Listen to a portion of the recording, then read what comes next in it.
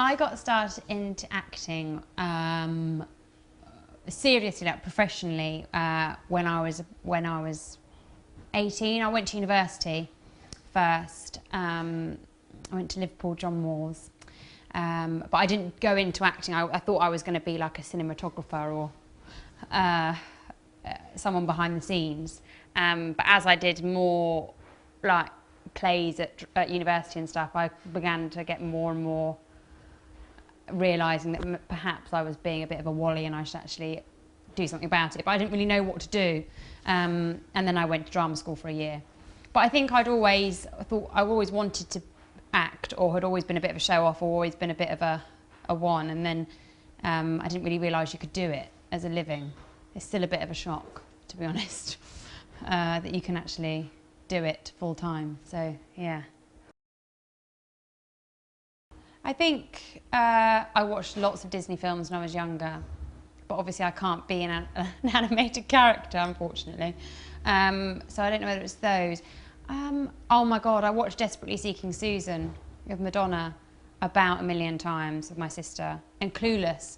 And as much as they're like, you know, not necessarily the most intellectual of films, I think I watched films so many times, like Frankie and Johnny and things like that. And I think probably secretly it's because I actually wanted to be in them, as opposed to, you know, I wanted to be that life. And I think that's what acting is amazing at. You can do so many different professions in one day. You can, like, you know, be lots of millions of different people. If you can't decide what you want to do with your life, acting is probably the one profession for you, because you get to do all the professions in one. And but also I watched like Ab Fab when I was younger, absolutely fabulous, and loved that. But I can't really think of, it was all television and all film, but not necessarily video games, because otherwise it would be Jet Set Willy and Sonic the Hedgehog. I'm not really sure that would inform my career as an actor. Or maybe it would, I don't know. It's a funny thing, because when I was starting out, and when I'd gone to drama school and I was just leaving, I couldn't think of what to ask people of how to do it. And I think that's probably quite wise, because it's quite difficult to give people advice, apart from don't take yourself too seriously. It's the only thing you can say. Don't take it personally. Have a sense of humour is the only thing, you know, because everyone's got to do their own thing. Like, so many different people have had so many different careers and start off in their careers in so many different ways. I mean, I've been really, really fortunate, but it could have been so different for me if something hadn't worked out or whatever. It's just all down to where you are and who you are. And that is how your career will pan out. But you just can't take it all too seriously, because if you do, then you're doomed. And don't think about things too much. I love the way I'm saying this, because I probably do. But don't think about things too much, and work really hard. Just work really hard, really. Work really hard and have a nice time. That's it.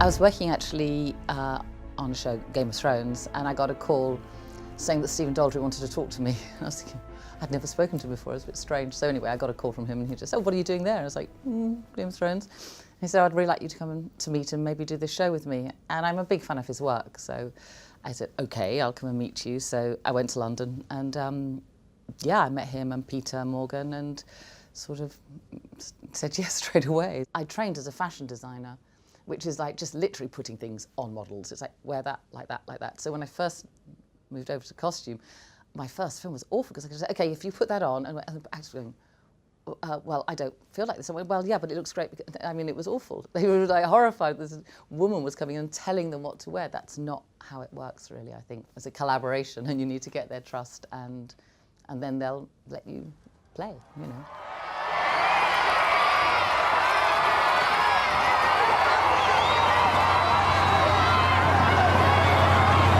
This was a scene of the Queen driving through a little township And these were school children that came in their uniforms, and they all had writing on them, and we had to turn them inside out, and we actually had some pieces, and we were trying to dust them down, and they all had like trainers and bits on, so we'd take them, just like grabbing their shoes off and their socks off and just waving as she goes through. It was a really sweet scene. And this outfit here is I guess I wanted it to still look a bit naive and put together, so the belt doesn't quite match the hat, and it's meant to just have that sort of youthfulness and a little bit not quite together yet. Me? Thank you very much. Yeah.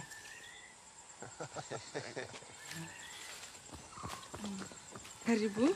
Thank you. Ulisafiri vyema? What I was very keen to do, and actually really when we first had the discussion, was to not just copy. So that was something I was really keen to do, and in really early discussions with Philip Martin and Martin Childs, a production designer, because we were having these discussions probably, I would say, 8 months before we started, because I actually designed another film in between our discussions and starting. The three of us, Martin, Philip and I, talked about scale, palette, what we wanted to say, and then Stephen would come in and develop that further. So that process was incredibly important. So even though I then went away and did something else, I was already processing how I'd like to do it. We all wanted to try and do something which was just not a sort of historical document, I think. And because the story, the brilliant script allows you to do that. So apparently there's a large breeding herd of elephants at Treetops, so we've got to get there early. Not too early, I hope. Don't worry. What else have you got in mind for our little holiday? We have to believe that they really loved each other, and there was this other side to all the pomp and the wedding and the coronation to come, and the little details, like the little bow, was really important to me, and little pin tucks on her outfit. It showed this sort of sweetness, and his open shirt sort of gives him a manliness and a sort of, I guess, we always see them so buttoned up, and this gave us another look at them.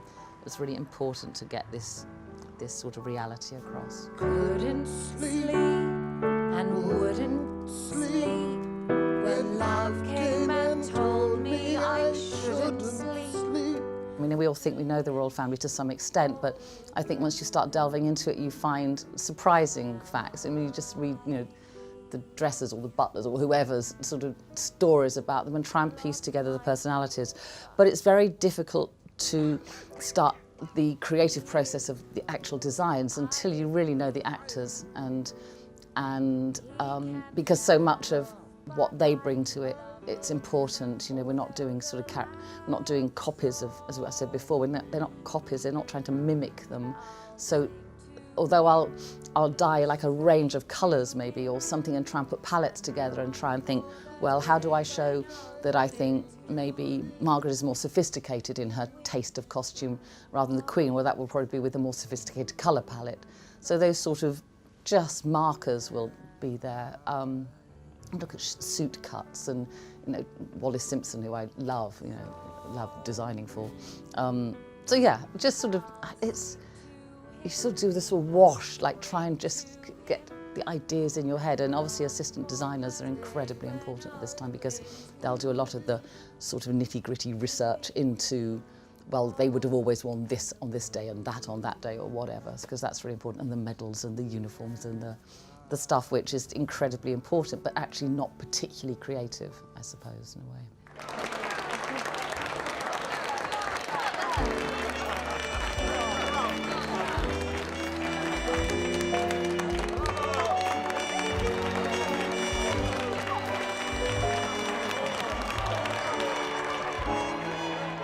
The reason I like working in film and TV is because it's a creative process with company. I like people's opinions. I mean, I don't always agree with them and I'll sometimes fight them, but I like that sort of to and fro. I like someone saying something, you go, oh, that's brilliant, and sort of steering it. And that's why I say it's important with the actors as well.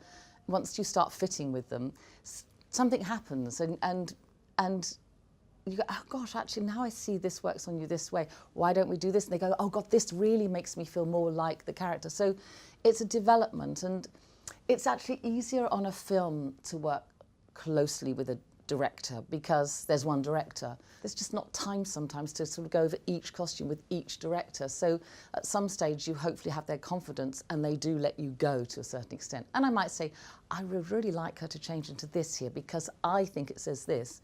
And they might go, yeah, that's a really good idea. Or they might go, well, no, because actually what we want to say about this is that. And you go, okay, fine. And then it will just set you on another path. So the plotting of scenes and the plotting of costumes in scenes, I think, is often the most creative part almost, because you're trying to suggest something that isn't said, and it can just sort of sway people's understanding of a character.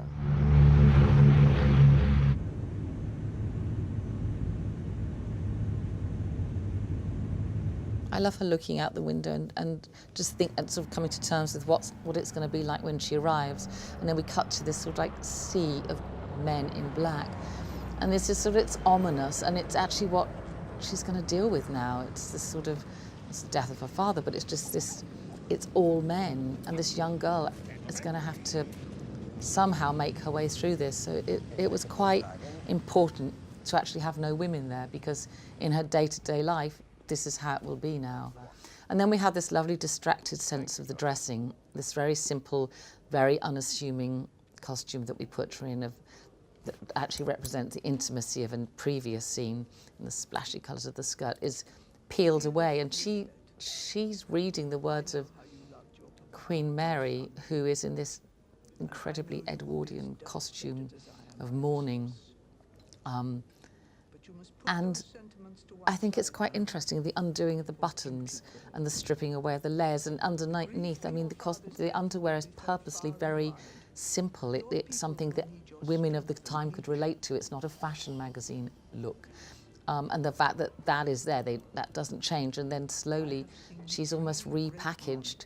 And it's almost as if in a dream. She's not there, but slowly, you know, we see the removing of the shoes, the tying of the bows on the new shoes, the sort of, I guess, the packaging, the wrapping of her, that just is happening without her consciously being aware of it. The fact is, the crown must win. Must always win. I like the sort of look in her eyes. Well, I think it helped. I think maybe this also helped Claire in the transition. You know, it's so important for an actor to feel the scene, I guess. And I love the look between her and Philip. And this was a direct copy of the costume she wore, because again we thought we might match. And then yes, you see her descend forward into the sea, and I love the fact that she walks alone, and then he tries to catch her up. But it's almost that moment we go, this is what I have to do. And then I guess duty takes over.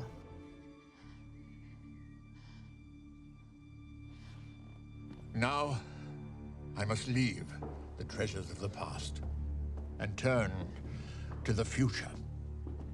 Famous have been the reigns of our queens. Some of the greatest periods in our history have unfolded under their scepters. Queen Elizabeth II. I was trying to be as authentic as possible, as I say, on the big moments, like the coronation and the wedding. I mean, everything was really as well done, and the attention to detail was as close as we could possibly make it, because that allows me then to put the Queen, Claire, in treetops in a husband's shirt.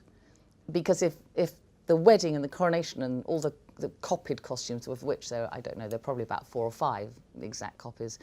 So, but by making those really good, then we can actually really play with the other areas and just try and sort of visually, I guess, express the personality. And so, you know, we try to show that she's insecure and almost wears like an armour of her dress when she's had her first meeting with Churchill, and, you know, this incredibly young queen. And just her like faltering steps, and then as she becomes more, I guess, comfortable, then you see her soften in a way. So, I mean, they're subliminal, but I think it's really important to see that sort of process. And for Claire also, I mean, you imagine sometimes we shoot a scene from episode 10 in the first week. And then we go back to episode 1, first scene. So somehow she has to try and switch between, you know, herself as a young queen, 25, whatever, and then sort of 6, 7 years later, once she's been there for a little while. So anything we can do to help her, I think, is incredibly important. And of course, Ivana does that with the hair and the makeup. So it's the whole piece. But so you are a team. You are trying to help each other out. It was one of the most, I think I said at the time, friendly and supportive productions. And I think it was an incredibly difficult show. And had it not been such a friendly show, it would have been horrendous, I have to say. And it's always the same when you're starting up a big series. I mean, I can remember on the first season of Game of Thrones, it was a nightmare because no one really knew the scale and how to deal with that scale. It's always difficult. And, you know, you start the show with an empty room. When you do season 2, you already have a room of things, even though the time has moved on. There's always room to use those, and you have shoes and you have that. So, but then again, it's incredibly exciting. An empty room means that you're going to create everything that's seen on the show. And I suppose, as a costume designer, that's really exciting to actually have that chance to do everything with all the assistants and of course and the makers, but everything is a considered decision by you, and that to me is very fulfilling. My agent usually sends me a script. I read it, and if I'm interested, then they arrange a meeting with the director. Then if I like the director, and if the director likes me, we take it further. We discuss it. We discuss the script, any notes I might have, any suggestions for rewrites or deletions. And then if I'm offered the job, I usually go to the read-through. That's where all the actors get together and all the heads of department. And we read the script, and again, if there are any comments, I give them to the director. And I usually start the editing on the first day of principal photography. We set up the editing rooms, and then I get rushes the following day. A typical day in the cutting room for me would be to watch rushes first thing in the morning at around 9:30. My assistant usually starts at 6:30, so that her name is Charlotte. She can have rushes for me right away. I watch rushes, then I start assembling each scene. And I normally have to send the assembled scenes to the director the same day. So my assemblies are very tightly cut. They've got soundtrack, they've got sound design. If there are any green screens, I usually compose them first so that my assistant can finesse them. I layer all the compositions I want, all the bits and pieces. If it's a visual effect, I add all the elements. So I could have up to 10 elements sometimes. And because it's so time consuming, my assistant Charlotte does them. And then we send it off at the end of the day for the director. Once I've watched the rushes, I usually either call or text the director to make them know that everything's okay, or if I have issues, if I want pickup shots, or if they're missing some of the subtext, we discuss it. I like a very close relationship with a director because I consider editing the director's department. They have to trust me. We have to be in sync. It doesn't mean we have to agree on everything, but we have to have a fundamental understanding of what we're trying to achieve. And it's my responsibility to make their vision come across in the edit. Well, I like to work with directors who can take a script and elevate it. And in the case of Stephen Daldry, he creates magic. He goes beyond the script. He will insert moments and details that no other directors will think of. So for me, that's really thrilling to get rushes and be overwhelmed emotionally by them, or laugh out loud because they're so funny, and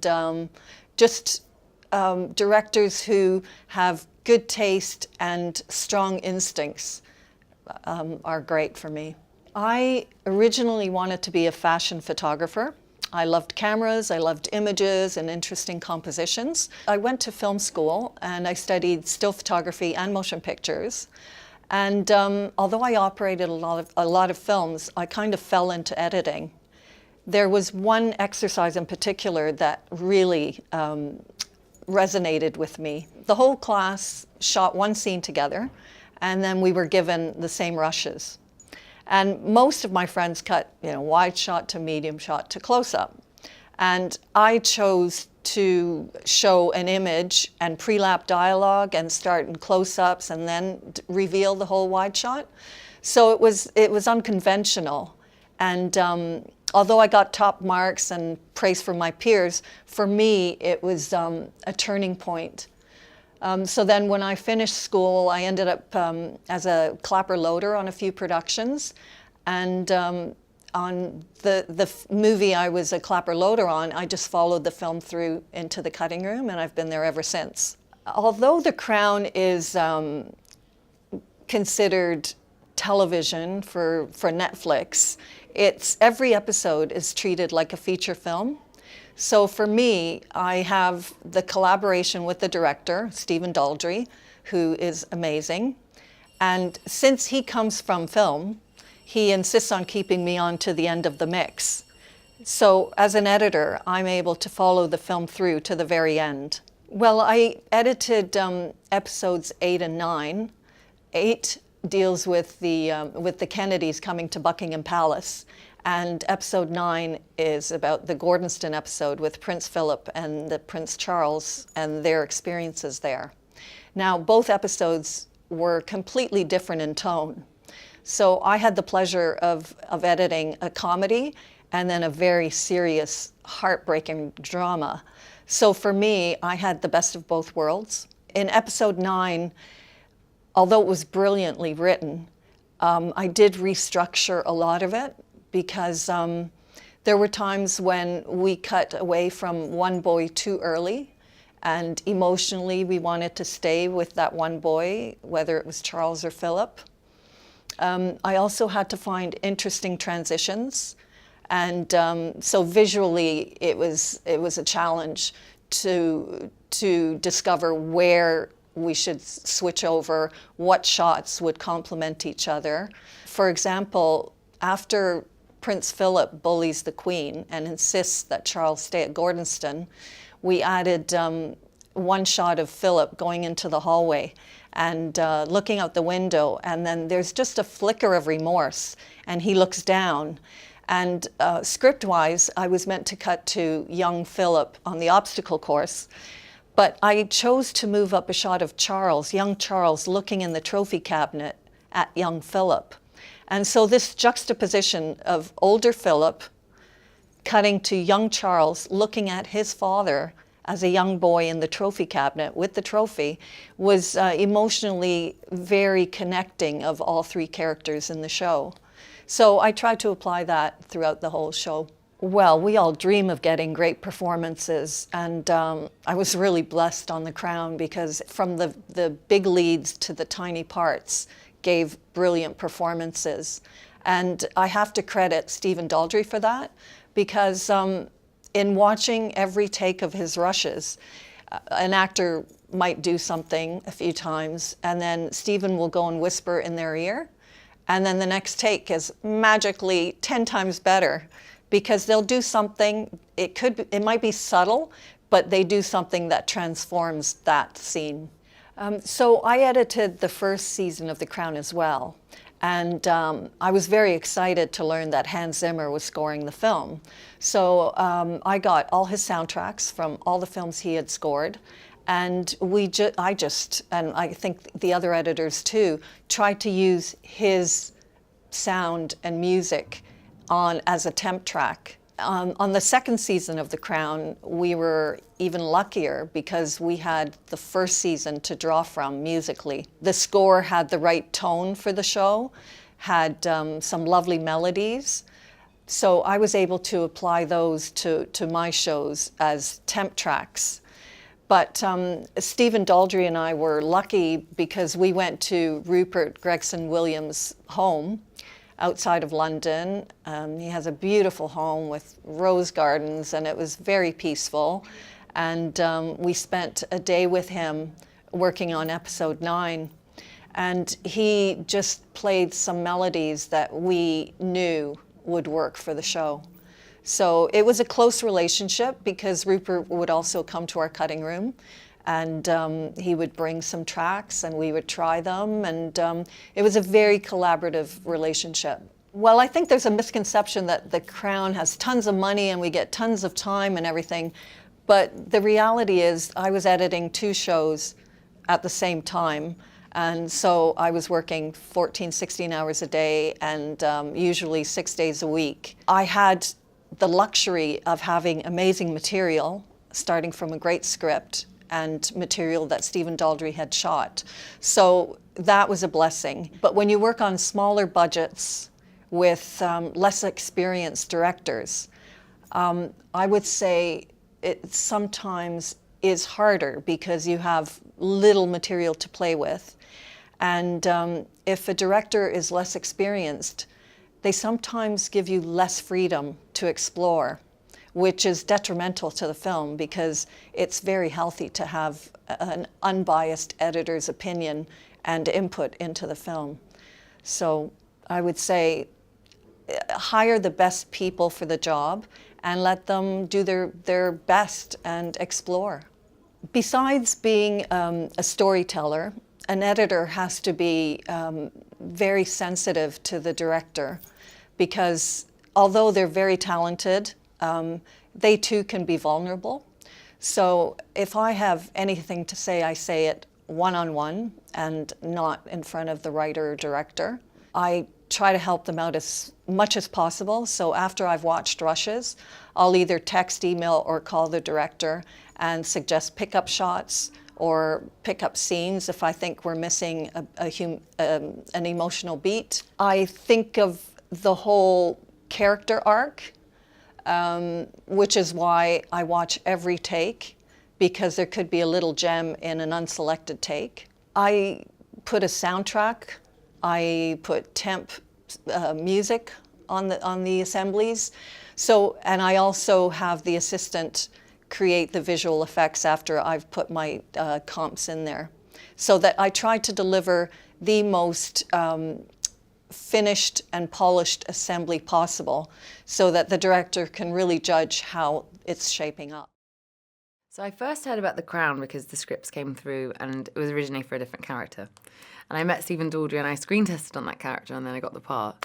And then months later, I heard that they still hadn't, I'd heard from somebody, a friend of mine, who knew that they still hadn't found Margaret. And it was like one of those really weird moments you never have as an actor because you're always doubting yourself.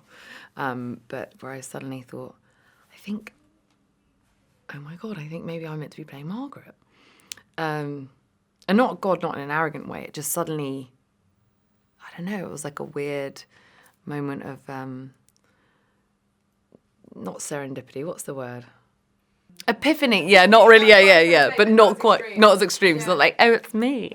And then Nina Gold, who is just the best casting director ever, an amazing, amazing woman. Yeah, she thought it was right, and I came in, and then we screen tested, and then it happened. And it was, I just remember when I got the job, I was filming, and we were in this little courtyard in Belfast, like literally ran around the courtyard like this, in a square, just like, oh my God, because I just knew it was just going to be such a happy journey, because you don't get parts like Margaret on screen, and I was really, really, really just, it was like a real turning point in my life, for sure. I was so nervous, I was so scared, yeah, because it's a real person, and because you don't want to get it horribly wrong, and also you don't want to like mimic somebody. So it became a kind of journey to how much of me am I bringing to it, and how much do I need to become this person that was a real person? And that was a really hard line to tread, and a very scary one. And I still didn't know, even halfway through filming the first season, I didn't know if I just got it completely wrong. I think the good thing about it was that everybody was in the same boat. So Claire and Matt and I were all going through the same journey, and we had the support of everybody, and we were all making kind of collective decisions, like the accent, for example. And if we'd done the accent that really was true to their accent at the time, it's almost for a modern ear so impossible to hear. It's sort of very like this. You can't really, I don't think you could hear that for 10 hours in a series and even get accustomed to it. So we had to find a kind of middle line and really treat it like a natural dialect. And all those things helped to shape the family that we were trying to create. And then I just tried to read everything I could. I watched every bit of archive footage I could find. I listened to all her favourite music. I tried to get as many kind of first-hand accounts through like ladies in waitings that used to work for her, or different people that knew her, and lots of little stories about her, even people bumping into her in loos and stuff, that you could get a hint of who she was. And then it became really mainly about trying to capture the spirit or the soul of her, or the essence of her, really, as opposed to try and copy exactly who she was. It was more like the fire inside her that that was most useful to try and find, really. And she's such a kind of unique, brilliant kind of person. She's also incredibly vivid and really vibrant. And that was amazing, because it meant that the parameters and the range of who she was, for example, the range of what she feels is extreme. You know, she feels very in either side, whether it's incredible lows or ecstatic highs. And that became like a barometer of who she was. And that was really exciting to play. But yeah, it was incredibly scary. Even putting the wig on for the first time, I just was like, how do I feel like I'm not pretending to be somebody and just try and live it in a way? I mean, I knew nothing about any of them. And in fact, interestingly, we had to research up until 1965, and because that's when season 2 ends. And I made sure I actively stopped, because I didn't want to preempt any of the things that Margaret happens to her later on in her life. So the modern royals, I know nothing about. But I know everything about the royals between 1947 and 65. But the most I knew about the royal family was like a trip to Buckingham Palace from school. I knew nothing. I didn't really know anything about Margaret at all. So yeah, it was an amazing thing to learn about them and suddenly develop a lot of empathy for them, whereas I think I probably judged them before. I didn't know what the point and the relevance was anymore. But I mean, I think that's what Peter did so amazingly well, and I felt so kind of proud to be part of something that actually dissolves your judgments or your prejudices about a group of people. And I think the royal family, for all of us, although I appreciated the kind of history of the royal family, and you know, the kings and queens of like Elizabeth I and things like that, and when you learn about them at school, I have to say, I never really thought of them in the human way that Peter allows us to see in the show. And imagine as well what it would be like to be a member of the royal family, and not just the external things like the palaces or the clothes or the money or wherever else it is, but the psychological restrictions and trauma, actually, of not being able to be who you really are, but you're utterly defined by what you're born into, and there's no escaping that. And if you want to escape it, you have to become Mrs. Townsend and ultimately be rejected by what your family represents. And I think that's what was so interesting about Margaret, is that I had such an amazing opportunity to play somebody who was so conflicted, where the real her, you know, there was so much potential of all the different lives that she could have led. Everyone says she could have been a ballerina or an actress, or all these very extremely creative sort of expressions. But really, she was known as being the Queen's sister. And that's, I think, incredibly difficult. And you lose your father prematurely, and then you're not allowed to marry who you really wanted to. And how does that leave a person? And that was what, particularly in season 2, we started to grapple with. Yeah. I think that the most difficult part, or the most challenging part of the show and finding the journey of this person, I suppose, was exactly that, is how do we, when we're filming them all out of sequence, in this first season we were filming, you know, we started on the first scene of episode 10 first, and it was so scary for Claire and I. Remember being up in Scotland, and it was like a really windy day, and headscarves were going everywhere, and we were trying to find the accent, and it was just, we were both so terrified. And sometimes we'd be filming in one location, so Clarence's house where Margaret lives, we'd film 4 episodes, you know, in the same day, or different scenes from them, or with 4 different directors. And I think the most challenging part was trying to see someone's evolution really play, because they age, you know, they age over the 2 seasons, and that's all about kind of inner state and what they're thinking, and how they feel about themselves, and the whole journey, I guess. And I really, really wanted to make sure that I set her up from being 17 at the wedding and having this father that she was completely idolised, and then the journey to disillusionment, really, and being wounded, and trying to find it in either Peter or Tony. And so that was the most challenging part, really mapping out, making sure I knew exactly where she was in each different episode, even though we were filming different. And again, so rare and so lucky to get to play somebody over what is a 20-hour, 20-hour series, for us anyway. And if it had been a film, she would have been in the background for like 30 seconds with a cigarette when we were drunk, So it was amazing to really spend time with that person and get to play her as she grew up. The most enjoyable thing, I think, is just Margaret. Like, she's just the coolest person ever.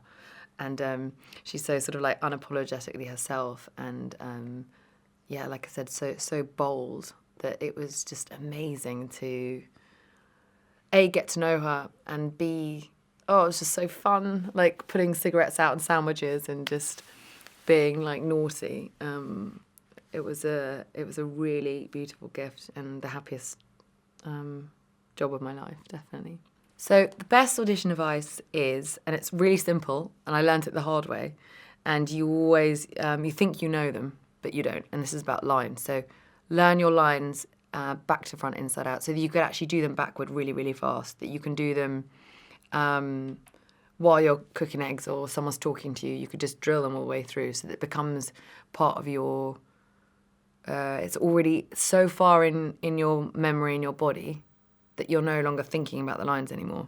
And even if I think I know the lines, I usually don't know them well enough. And my first director, David Thacker, who I owe so much, he taught me that. And Anthony Hopkins does it too. Anthony Hopkins, when I worked with him, I sat down, I was like, can you tell me all your tips for everything? And he said he does the lines at least 2,000 times each before he does anything. Even if he's doing Transformers or something, he'll just always know the lines inside out.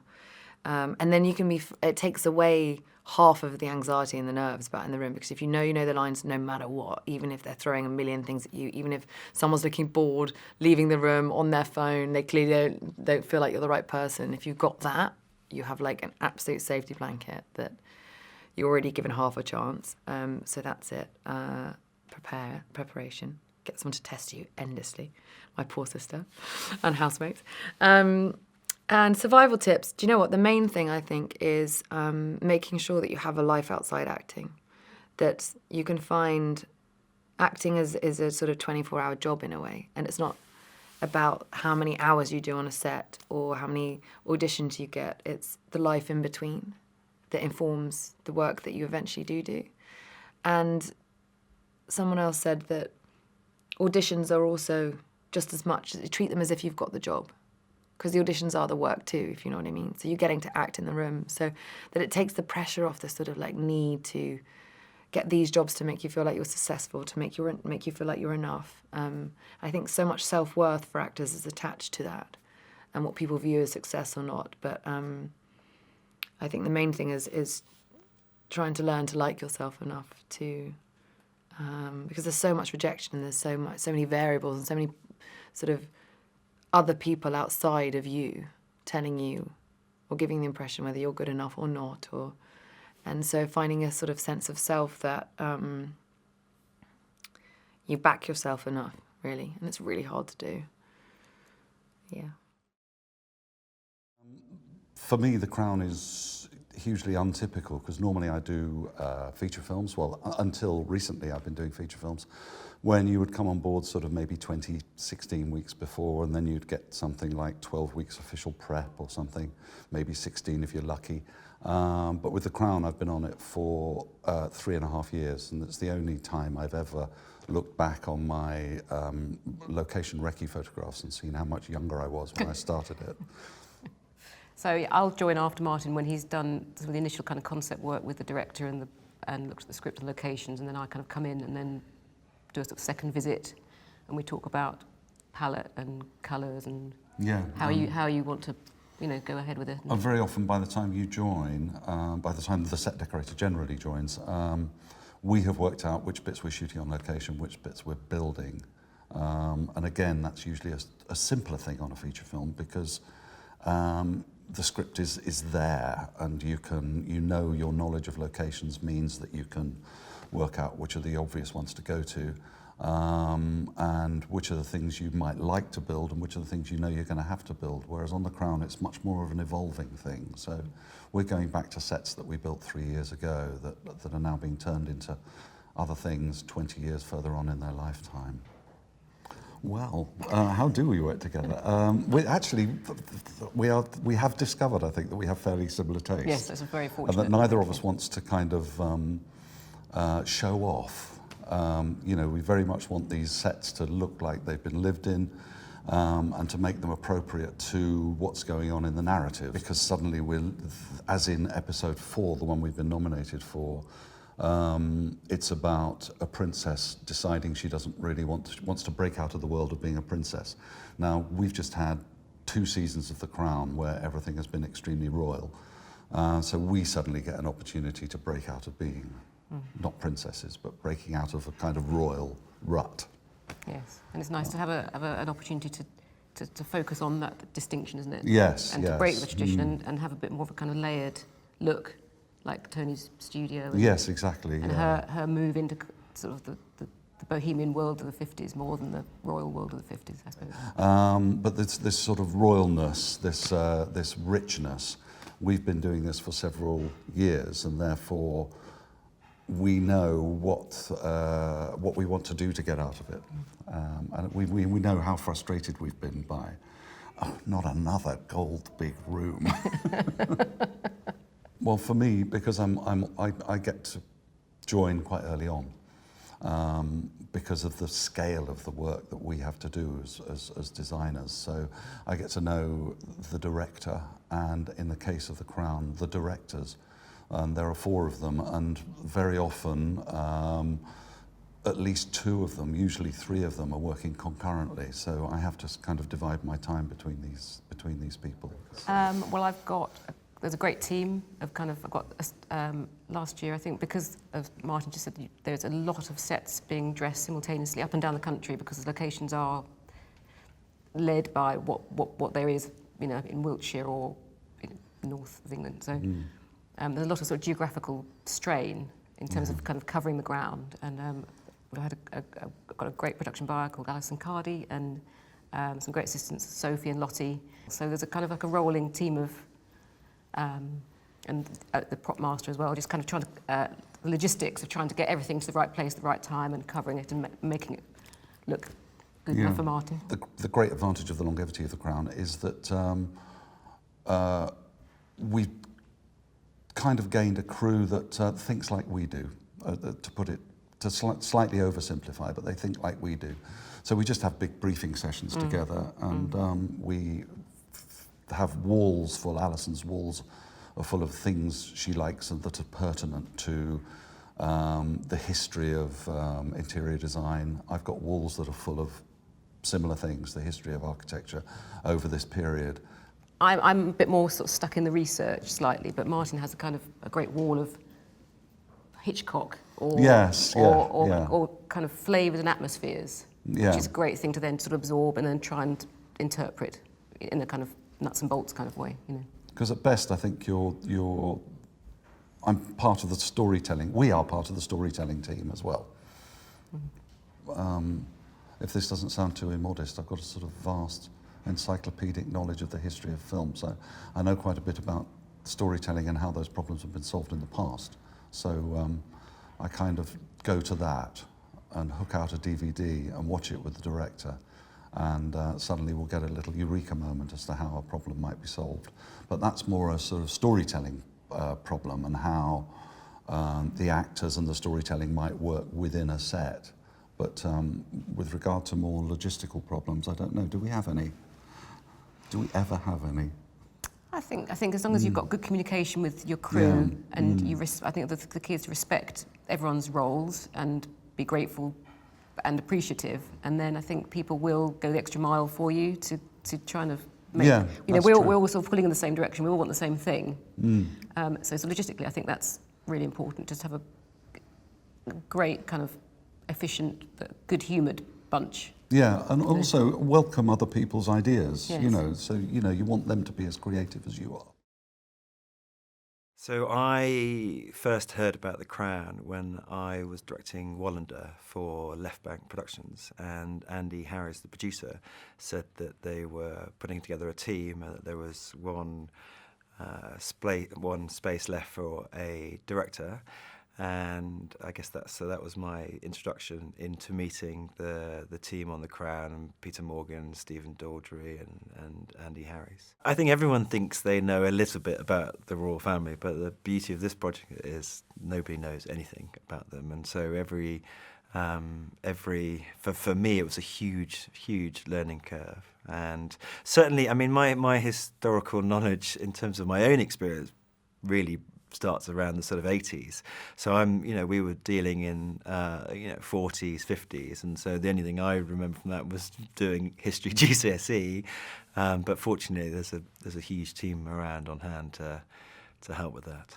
There is an extensive research team that present directors with a wealth of information.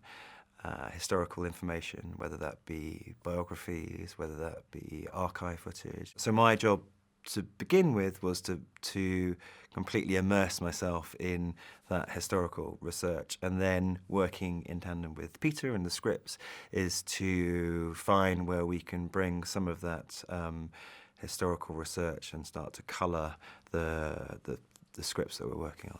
I'm not sure of any restrictions that were imposed on us making The Crown, and I mean that in a sense that we were developing the scripts, and then my job is to work with my collaborators, and whether that be the sort of heads of department or with the actors, is to find the truth in these scenes. So at some point the scripts get handed over, and it's my duty to sort of find the truth in those scenes. So in many ways, we're talking about, like anything in drama, you're trying to find the things that are relatable, the things that, at its heart, this is probably a sort of the greatest coming-of-age story ever, and it has, lots of relatable things to do with in terms of family. So I didn't feel at any point restricted. In actually, in many ways, I felt very unrestricted. There was a huge amount of freedom given to us from Netflix. I mean, essentially, they basically give us the money and then step back and said, we don't know anything about the subject, and we've hired you guys because you know about it, and so the best thing we can do is to leave you and get on and make your films. And thankfully, over 2 seasons, that has continued, and they're incredibly supportive. I think if we were making this drama for BBC or ITV or a British terrestrial channel, there could be certain restrictions put on the making of the show because of relationships that those broadcasters have with the royal family and not wanting to upset that. So even though there are many people that feel that this show should be on the BBC, and there is a chance it may still go on the BBC after the license for Netflix comes up, in a way we were given freedom by making the show for Netflix. And I think in an ironic way, I think the show was probably more truthful because of that, and there weren't restrictions put on there by broadcasters. There, in terms of difficulties and that we faced in the filming of The Crown, there are a couple of examples. One, we were up in Scotland and we were filming scenes for Balmoral, and the difficulty with filming up in Scotland is the weather is quite changeable. So we were shooting a scene that sadly actually never even made the final film, and it was with the Queen and with Lord Portchester, and they were out walking in Balmoral Estate, and within 5 minutes there were 4 seasons that came through. We had snow, we had hail, we had rain, and we had sunshine. So as a director, you were faced with the challenge of how do you complete a scene when you've started the scene in snow and then it ends in sunshine, and you have to do more coverage on that. And so we were waiting for the various different weather conditions to come through. So I think we shot that scene in 3 different weather conditions: snow, sunshine, and rain, which pretty much took most of the day. And then the sad thing was we sort of came back to the into the cutting room, and we felt that scene wasn't working in the way, nothing to do with how it was filmed, but that we just felt that story wasn't quite working for the film. So sadly, that ended up on the cutting room floor. Another example is we sometimes have to do some filming on the Mall, and so to take over the whole of the Mall is a huge Herculean effort by all the production. So we sort of head down there on an early Sunday morning and start filming at sort of 6 o'clock in the morning, and then by about 10 o'clock when tourists start turning out, we sort of have to down cameras. So those are the sort of big set piece shoots that involve huge military planning and real focus on in terms of the shots and the scene that you're shooting. So those, not necessarily more of a challenge for me, but certainly for the team I work with, those are big challenges. I'm proudest of I'm proud of all the episodes I've done in The Crown. The two that really stand out is the one in season 1, which is Assassins, which is the episode where Graham Sutherland, an artist, turns up to paint Churchill's portrait, and he famously dislikes it and ends up having it burnt. That for me was a wonderful opportunity to have two fantastic actors, John Lithgow, Stephen Delane, in a room together, real powerhouses of acting, with an unbelievable script by Peter, who I think was really writing it at its heart.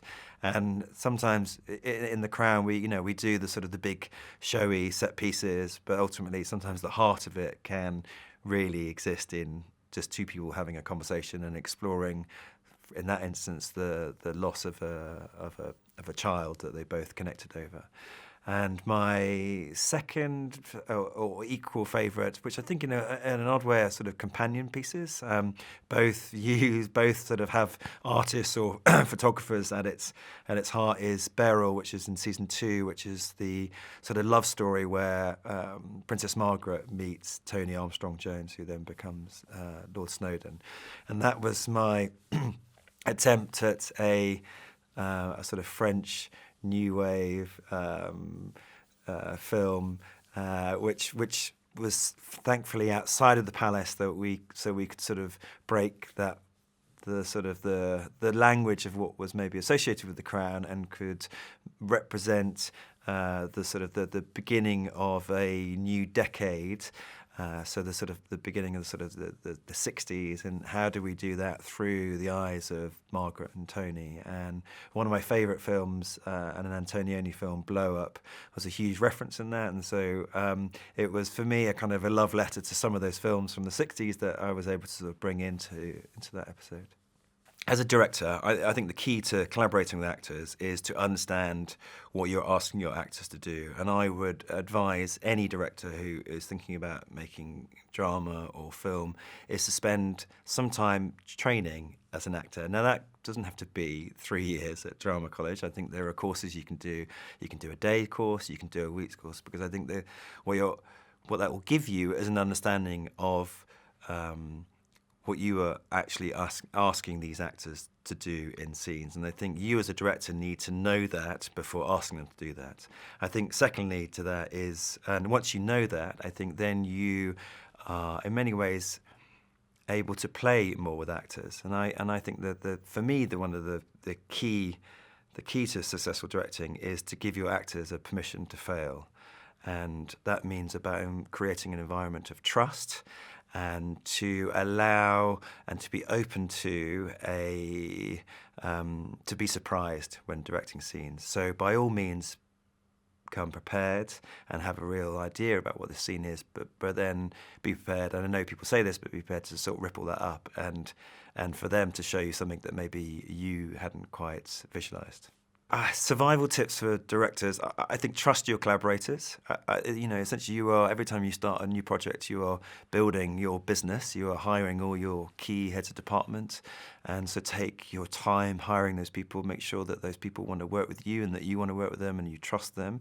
And understand that they may have more experience than you, and that sometimes it's important to be open to listening to that and taking that on board. I think as a director, you are a huge filter, and lots of ideas can come through you, and ultimately you need to decide which ones work for your film and which ones, you know, are not necessarily bad ideas, but don't sort of fit into the overall DNA of the film that you're making. I also think that don't get too caught up in the film that you want to be making now or in 5 or 10 years' time. Focus on the job that you are doing and make it the best it possibly can, because that is the work that people will look at and will give you the next job. And so don't inside obviously harbour that desire to go and make your big sort of feature film, but before that moment happens, and there might be a lot of steps that take you to that moment, just make sure that every job you do is the best it could be.